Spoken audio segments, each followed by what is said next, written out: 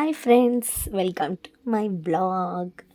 ನಾನಿವತ್ತು ಬೆಳಿಗ್ಗೆನೇ ಎದ್ದು ರೆಡಿಯಾಗಿ ಎಲ್ಲಿ ಹೋಗ್ತಾಯಿದ್ದೀನಿ ಅಂದ್ಕೊಂಡ್ರ, ನಾವು ಊರಿಗೆ ಹೋಗ್ತಾಯಿದ್ದೀವಿ ನಮ್ಮ ಅಜ್ಜಿ ಮನೆಗೆ. ಅದಕ್ಕೇ 3:30ಗೆಲ್ಲ ಎದ್ದು ಮನೆಯೆಲ್ಲ ಕ್ಲೀನ್ ಮಾಡಿ ಸ್ನಾನ ಎಲ್ಲ ಮಾಡಿ ಊರಿಗೆ ಹೋಗ್ತಾಯಿದ್ದೀವಿ. ಅಜ್ಜಿ ಊರಲ್ಲಿ ಗಾಡಿ ಮರಿ ಹಬ್ಬ ಇತ್ತು ಅಂತ, ಅದಕ್ಕೇ ಅಷ್ಟು ಬೇಗ ಬಸ್ ಯಾವುದೂ ಸಿಗೋಲ್ಲ ಅಂತ ಮಹದೇಶ್ವರ ಬೆಟ್ಟಕ್ಕೆ ಪ್ರತಿದಿನ ಹೋಗುವಂಥ ಆಲ್ಮೋಸ್ಟ್ ಇದು ಫೇಮಸ್ ಆಗಿರೋದೇ ಬೆಟ್ಟದ ಬಸ್ಸು ಅಂತ. ಅದು ಆ ಬಸ್ಸಲ್ಲೇ ನಾವು ಏನಾದರೂ ಬೇಗ ಹೋಗಬೇಕು ಊರಿಗೆ ಅಂತಂದರೆ ನಾವು ಆ ಬಸ್ನೇ ಕ್ಯಾಚ್ ಮಾಡ್ಕೊಂಡು ಹೋಗ್ತೀವಿ.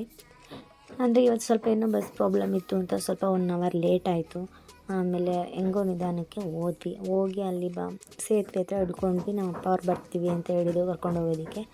ಅಲ್ಲಿ ತನಕ ಸ್ವಲ್ಪ ವಾಕ್ ಆದಂಗೆ ಆಗುತ್ತೆ, ಕೂತಿರ್ತೀವಲ್ವ ಬಸ್ಸಲ್ಲಿ, ಕಾಲೆಲ್ಲ ಊದ್ಕೊಂಡಿರುತ್ತೆ ಅಂದ್ಬಿಟ್ಟು ನಾನು ಮತ್ತು ನಮ್ಮ ಯಜಮಾನ್ರು ನೋಡ್ಕೊಂಡು ಮಾಮೂಲಿ ಇವಾಗ ಹೊಳೆ ಸೈಡಲ್ಲೆಲ್ಲ ಫುಲ್ಲು ನೀರೆಲ್ಲ ತುಂಬಿರುತ್ತಲ್ಲ, ಅದನ್ನೇ ಮಾತಾಡ್ಕೊಂಡು ಇಬ್ಬರೂ ವಾಕ್ ಮಾಡ್ಕೊತ ಹೋಗ್ತಾಯಿದ್ವಿ. ಇಬ್ಬರು ಮಾತಾಡ್ಕೊಂಡು ಹೋಗ್ಬೇಕಾದ್ರೇ ನಮ್ಮಪ್ಪ ಮುಂದೆಗಡೆಯಿಂದ ಬಂತು. ಜೊತೆಲಿ ಮುದ್ದನ್ನು ಕರ್ಕೊಂಡು ಬಂದಿತ್ತು ನಮ್ಮನ್ನ ಪಿಕ್ ಮಾಡೋದಕ್ಕೆ. ನೋಡಿ ಹಿಂಗೆ ಸೈಲೆಂಟಾಗಿ ಕೂತಿದ್ದಾಳೆ.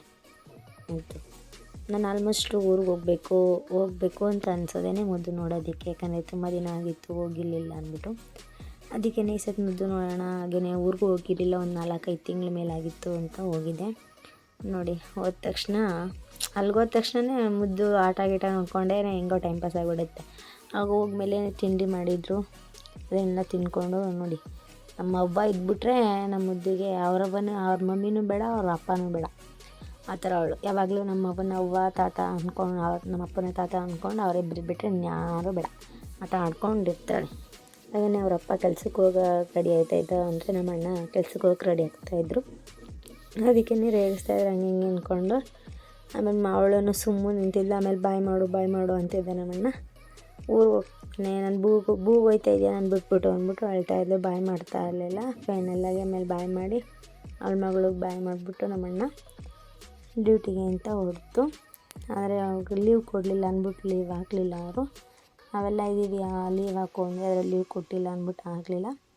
ಆಮೇಲೆ ಅವ್ರೋದ್ಮೇಲೆ ಇನ್ನೇನು ನಮ್ಮದು ಮುದ್ದು ಜೊತೆ ಕಿತಾಪತಿ ಮಾಡಿಕೊಂಡು, ಅಂದರೆ ಅವಳು ರೇಗಿಸ್ಕೊಂಡು, ಅವಳು ಅಳಿಸ್ಕೊಂಡು ಒರೆಸ್ಕೊಂಡು ಇದು ಮಾಡಿ. ಅವಳಿಗೆ ಸ್ವಲ್ಪ ಹುಷಾರಿರಲಿಲ್ಲ, ಅದಕ್ಕೇ ಟಾನಿಕ್ ಹಾಕ್ಸ್ಕೊಳಕ್ಕೆ ನೋಡಿ ಅಷ್ಟೊಂದು ಗಲಾಟೆ ಮಾಡ್ತಾಳೆ ಅಂತ. ಒಂದೊಂದು ಟೈಮಲ್ಲಿ ಅವಳೇ ಇಸ್ಕೊಂಡು ಕುಡಿತಾಳೆ, ಒಂದೊಂದು ಟೈಮಲ್ಲಿ ಈ ಥರ ತುಂಬ ಗಲಾಟೆ ಮಾಡ್ತಾಳೆ. ಎಲ್ಲ ಕೈ ಹಿಡ್ಕೊಂಡು ಕಾಲು ಹಿಡ್ಕೊಂಡು ಟಾನಿಕ್ ಕುಡಿಸ್ಬೇಕು, ಇಲ್ಲ ಅಂದರೆ ಅಳ್ತಾಳೆ ಅವಳು.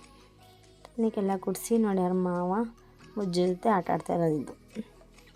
ಆಮೇಲೆ ಇವತ್ತು ಗಾಳಿ ಮರಿ ಹಬ್ಬ ಇರೋದ್ರಿಂದ ತುಂಬ ಅಂದರೆ ತುಂಬ ಎಲ್ಲ ಊರುಗಳಲ್ಲೂ ಅದು ಅಷ್ಟೇ ನಾನ್ ವೆಜ್ಜೇ ಮಾಡಿರ್ತಾರೆ. ಅಲ್ಲೂ ಕೂಡ ನಾನ್ ವೆಜ್ಜೇ ನೋಡಿ. ಹಾಗೆಯೇ ಮುದ್ದು ಕರ್ಕೊಂಡು ಹೋಗಿದ್ದೆ, ಅವಳಿಗೆ ಚಾಕ್ಲೇಟ್ ಎಲ್ಲ ತೊಗೊಂಡು ಬರೋಣ ಅಂತ ಹೋಗಿದ್ದೆ. ನೋಡಿ ಚಾಕ್ಲೇಟ್ ಕುತ್ಕೊಡ್ತೀವಿ ಅಂತ ಈಚೆನೇ ಕುತ್ಕೊಂಡು ತಿಂತಾ ಇದ್ದಾಳೆ. ಆಮೇಲೆ ನೋಡಿ ಅವಳ ಆಟನ ಕಸ ಗುಡಿಸ್ತೀನಿ ಅಂದ್ಬಿಟ್ಟು ಈ ಥರ ಕಸ ಬಳಿದ್ಕೊಂಡು ಸುಮ್ಮನೆ ಕಸ ಗುಡಿಸಲ್ಲ, ಆದರೂ ಸುಮ್ಮನೆ ಆಟ ಆಡೋದಕ್ಕೆ. ಏನಾದ್ರೂ ಪೊರ್ಕೆ ಕಿತ್ಕೊಳ್ಳೋದಕ್ಕೆ ಹೋದರೆ ಸಾಕು, ಫುಲ್ಲು ಪೊರ್ಕೆಲೇ ಹೊಡೆದ್ಬಿಡ್ತಾಳೆ, ಇಲ್ಲಾಂದರೆ ಅಳ್ತಾಳೆ. ಬಿಡೋಳು ಹುಷಾರಿಲ್ಲ, ಅವಳು ಆಡ್ದಂಗೆ ಅಳ್ಳಿ ಅಂದ್ಬಿಟ್ಟು ಪೊರ್ಕೆ ಕೊಟ್ಟು ಕೂರಿಸಿದ್ವಿ. ನೋಡಿ ಎಷ್ಟು ನೀಟಾಗಿ ಕಸ ಗುಡಿಸ್ತಾ ಇದ್ದಾಳೆ ಅಂತ. ನಾನು ರೇಗಿಸ್ತಿದ್ದೆ, ಪೊರ್ಕೆ ಕಿತ್ಕೊತೀನಿ ಅಂತೆಲ್ಲ ರೇಗಿಸ್ತಿದ್ದೆ. ಹಂಗೆಲ್ಲ ಮಾಡಿದಾಗ ಅಳೋಳು, ಇಲ್ಲಾಂದರೆ ಸುಮ್ಮನೆ ಆಡೋಳು. ಅವಳ ಪಾಡುಗಳು ಬಿಟ್ಬಿಡ್ಬೇಕು. ನಾವೇನು ಮಾಡ್ತೀವಿ, ಅಪರೂಪಕ್ಕೆ ಹೋಗ್ತೀವಲ್ಲ, ಇಟ್ಕೊಳ್ಳೋಣ ಮಾಡೋಣ ಅಂದ್ಬಿಟ್ಟು ಅವಳ ಹತ್ರ ಹೋಗಿ ಅವಳನ್ನ ರೇಗಿಸೋದು. ಅವಳು ಕೋಪ ಬಂದು ಹೊಡಿಯೋದು, ಇಲ್ಲಾಂದರೆ ಅಳೋದು, ಅಷ್ಟು ಮಾಡ್ತಾಳೆ. ಆಮೇಲೆ ಅದೆಲ್ಲ ಪೊರ್ಕೆ ಎಲ್ಲ ಇಟ್ಮೇಲೆ ಪಕ್ಕಕ್ಕೆ ರಜ್ಜಿಗೆ ತಲೆ ಬರ್ತಾ ಇದ್ದಾಳೆ. ನೋಡಿ ಎಷ್ಟೊಂದು ಪಾವಿದೆಯಾ ಅಂದ್ಬಿಟ್ಟು ಕುಗ್ತಾ ಇದ್ದಾಳೆ ನೋಡಿ. ಅಲ್ಲಿ ತಲೆಯೆಲ್ಲ ಬಾಚಿ ಪಾವು ಹುಡುಕಿ ಅದನ್ನೆಲ್ಲ ಕುಕ್ಕಿ ತೋರಿಸ್ತಾ ಇರೋದು. ನಮ್ಮವ್ವ ನಂಗೆ ಹೇಳ್ತಾರದು, ನೋಡು ಏನು ಇದೆಯಾ ಏಂತಕ್ಕೆ, ನೋಡು ನನ್ನ ಮೊಮ್ಮಗಳು ಹೆಂಗೆ ತಲೆಯೆಲ್ಲ ನೋಡ್ತಾ ಇದ್ದಾಳೆ ಅಂತೆಲ್ಲ ನನ್ನನ್ನು ಬೈತಿತ್ತು, ಅಂದರೆ ರೇಗಿಸ್ತಿತ್ತು. ಆಮೇಲೆ ಆದಮೇಲೆ ಅದೆಲ್ಲ ಕೆಲಸ ಮುಗಿಸಿ ಅದೆಲ್ಲ ರೇಗಿಸಾದ್ಮೇಲೆ ಇವಾಗ ನೋಡಿ ಪೌಡ್ರು ತೊಗೊಂಡು ಹೆಂಗೆ ಕೈ ಕಾಲಿಗೆಲ್ಲ ಉಯ್ಕೊತಿದ್ದಾಳೆ. ಅದನ್ನು ಕಿತ್ಕೊಳ್ಳೋಂಗೂ ಇಲ್ಲ, ನಾವು ಕಿತ್ಕೊಂಡ್ರೆ ಸಾಕು ಫುಲ್ಲು ಅಳ್ತಾಳೆ.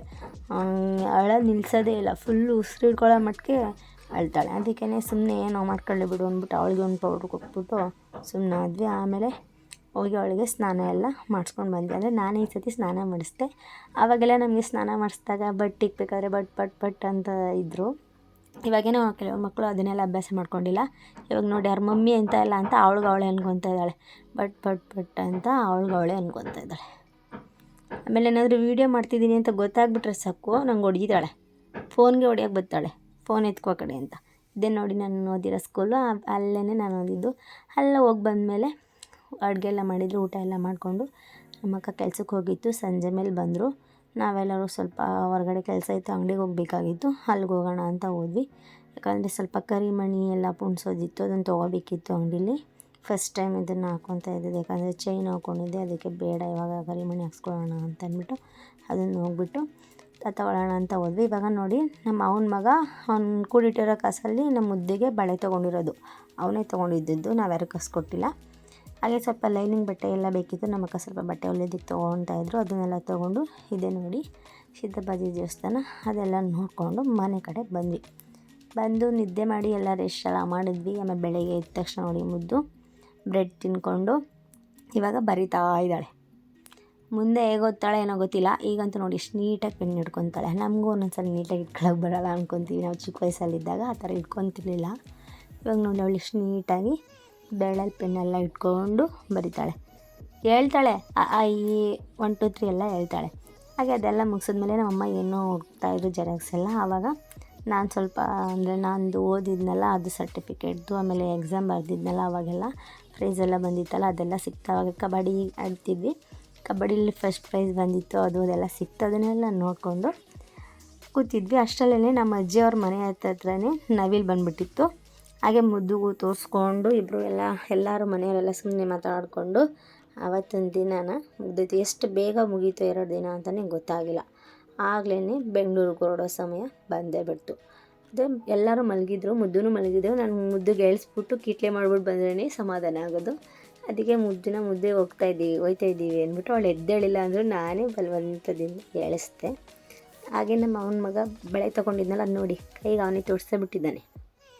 ಹಾಗೆಯೇ ಮುದ್ದು ಹೇಗೋ ಹಂಗೋ ಹಿಂಗೋ ಮಾಡಿ ಮುದ್ದನ್ನ ಏಳಿಸ್ದೆ. ಮುದ್ದೆ ಇದ್ಲು. ಆಮೇಲೆ ನಮ್ಮಮ್ಮ ನಮ್ಮಪ್ಪ ಎಲ್ಲ ಇದ್ದಿದ್ರು ನೋಡಿ.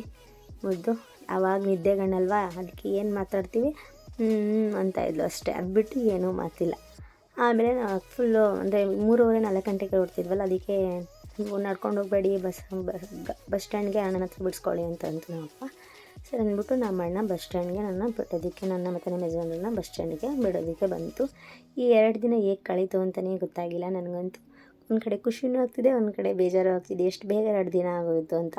ಆದರೂ ನಮ್ಮೂರಿಗೆ ನಾವು ಬರಲೇಬೇಕಲ್ವ, ನಮ್ಮ ಗಂಡನ ಮನೆಗೆ ನಾವು ಬರಲೇಬೇಕಲ್ವ ಅಂದ್ಕೊಂಡು ಸಮಾಧಾನ ಮಾಡಿಕೊಂಡು, ಯಾವುದೇ ಆದ ಮದುವೆ ಆದ ಹುಡುಗಿರು ಅಷ್ಟೇ ಇದೇ ಥರ ಅಂದ್ಕೊಂಡು ಅವ್ರ ಗಂಡನ ಮನೆಗೆ ಬರಲೇಬೇಕು. ಆದರೆ ಈ 2 ದಿನ ಅಂತೂ ನಾನು ತುಂಬ ಎಂಜಾಯ್ ಮಾಡಿದೆ. ಹಾಗೆಯೇ ಈ ವಿಡಿಯೋ ನಿಮಗೆ ಇಷ್ಟ ಆಗಿದ್ದರೆ ಲೈಕ್ ಮಾಡಿ, ಹಾಗೆ ಕಮೆಂಟ್ ಮಾಡಿ, ಶೇರ್ ಮಾಡಿ, ಹಾಗೆ subscribe to my channel. Thank you all. ಹಾಗೆಯೇ ನಿಮ್ಮೂರಲ್ಲೂ ಕೂಡ ಈ ಥರ ಗಾಳಿ ಮರಿ ಹಬ್ಬ ಎಲ್ಲ ಮಾಡ್ತಾರಾ ಅಂತ ಕಮೆಂಟ್ ಮಾಡೋದನ್ನು ಮರಿಬೇಡಿ. Thank you all.